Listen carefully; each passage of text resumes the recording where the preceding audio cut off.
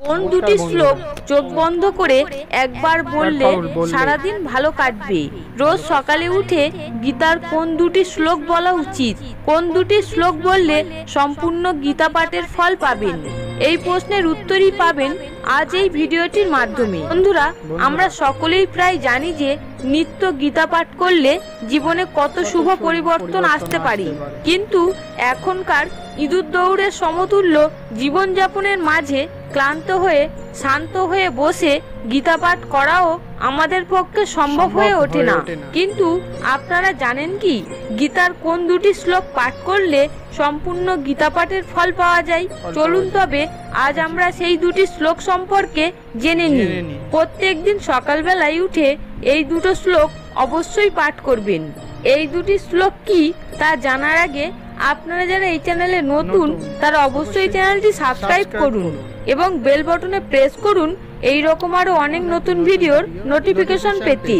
এবং ভিডিওটি দেখে যদি ভালো লাগে তাহলে অবশ্যই একটি লাইক করবেন এবং কমেন্টে অবশ্যই জয় শ্রীকৃষ্ণ লিখতে ভুলবেন না। এবার চলুন শুরু করা যাক।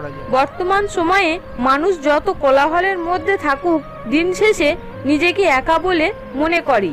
তেমনি একজন হলো অরুণ। কলকাতা শহরের বড় একটা কোম্পানিতে কর্মরত, কঠোর পরিশ্রমী, পেশাদার। মাত্র 32 বছর বয়সে সে কর্মজীবনে যথেষ্ট সুনাম লাভ করেছে। টাকা পয়সার কোনো অভাব নেই, কিন্তু সে যে অভাবে ভোগে তা চোখে দেখা যায় না। সেটা হলো তার মনে শান্তির অভাব।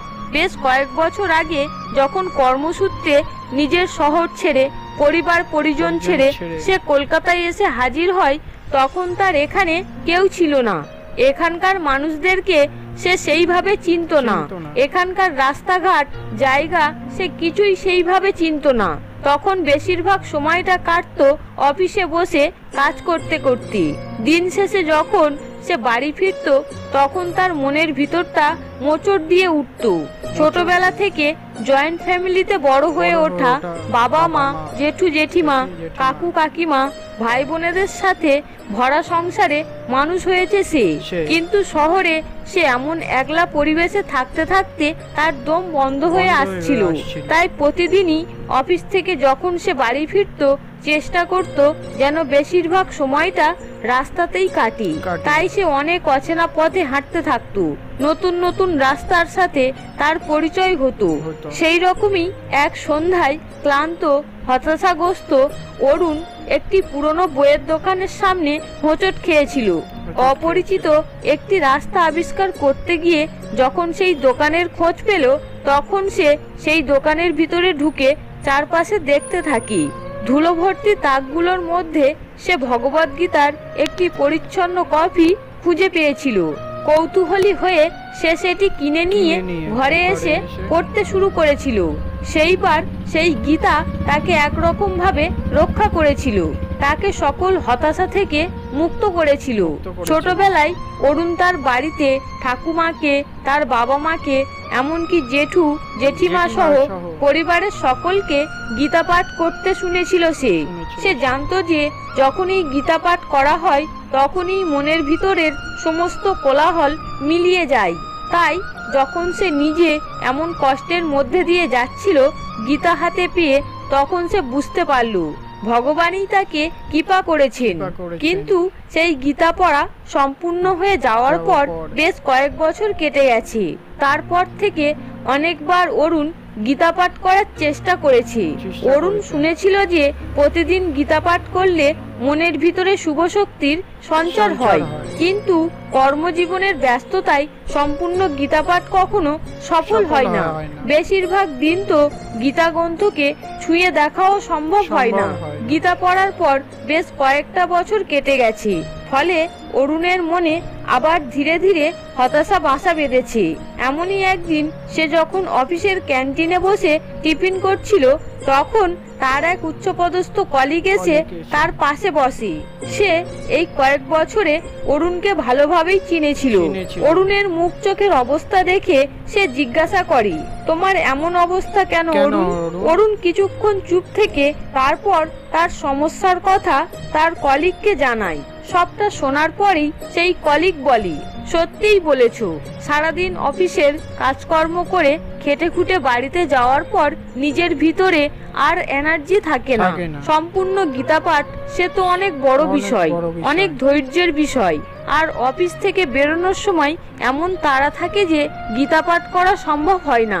তবে তুমি ঠিকই বলেছ, এমন একটা সময় আমাদের সংস্কৃতিতে এটাই ছিল যে বাড়ির সকলে প্রতিদিন সম্পূর্ণ গীতা পাঠ করত।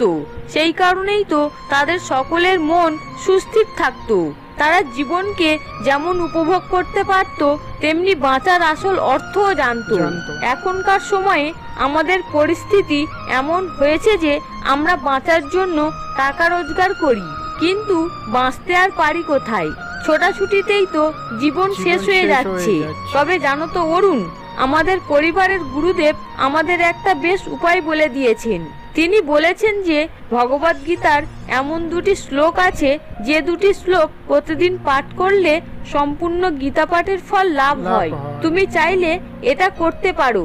বিশ্বাস করো, যেদিন থেকে আমি এই দুটো শ্লোক পাঠ করা শুরু করেছি সেদিন থেকে আমি দুশ্চিন্তা মুক্ত হয়ে গেছি।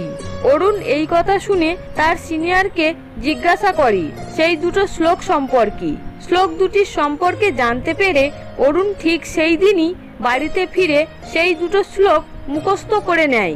পরের দিন থেকে অরুণ প্রতিদিন সকালে উঠে চোখ বন্ধ করে শ্লোক দুটি এক মনে পাঠ করতে আরম্ভ করে।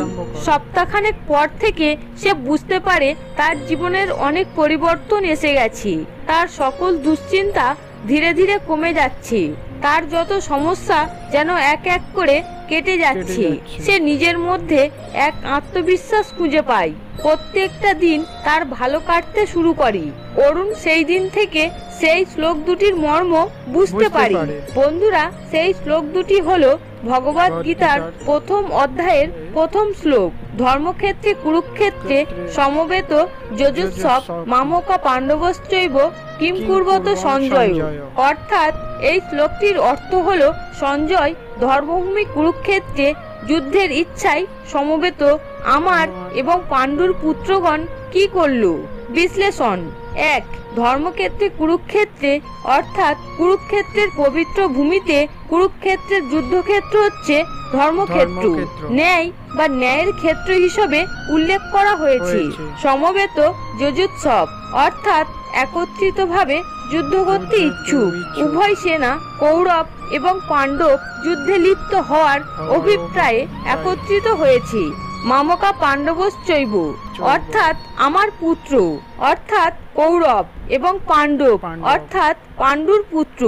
মহারাজ ধৃতরাষ্ট্র কৌরবদের আমার পুত্র এবং পাণ্ডবদের পাণ্ডুর পুত্র বলে উল্লেখ করেছেন। কিম কুর্বত সঞ্জয় অর্থাৎ তারা কি করছে? হে সঞ্জয়, ধৃতরাষ্ট্র তার সারথী সঞ্জয়কে উভয় বাহিনীর কার্যকলাপ সম্পর্কে জিজ্ঞাসা করলেন। এই শ্লোকটি ধৃতরাষ্ট্র এবং সঞ্জয়ের মধ্যে কথোপকথনের মঞ্চ তৈরি করে, যেখানে ধৃতরাষ্ট্র তার পুত্র এবং পাণ্ডুর পুত্রদের মধ্যে যুদ্ধের প্রতিক্রিয়া সম্পর্কে তথ্য জানতে চান। এটি ভগবদ গীতার সূচনাকে চিহ্নিত করে, যা এই যুদ্ধক্ষেত্রের প্রেক্ষাপটের মধ্যে ভগবান শ্রীকৃষ্ণ এবং অর্জুনের মধ্যে একটি গভীর কথোপকথন হিসাবে উদ্ভাসিত হয়।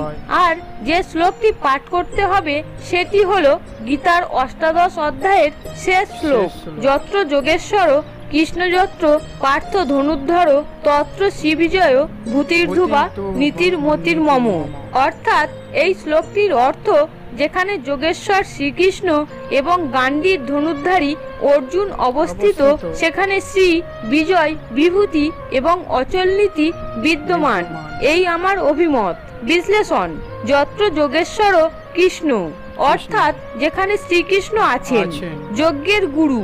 এখানে শ্রীকৃষ্ণকে যোগেশ্বর হিসাবে বর্ণনা করা হয়েছে, যজ্ঞের সর্বোচ্চ গুরু, যার আধ্যাত্মিক জ্ঞান এবং নির্দেশনার উপরে তার দক্ষতার ইঙ্গিত দেন।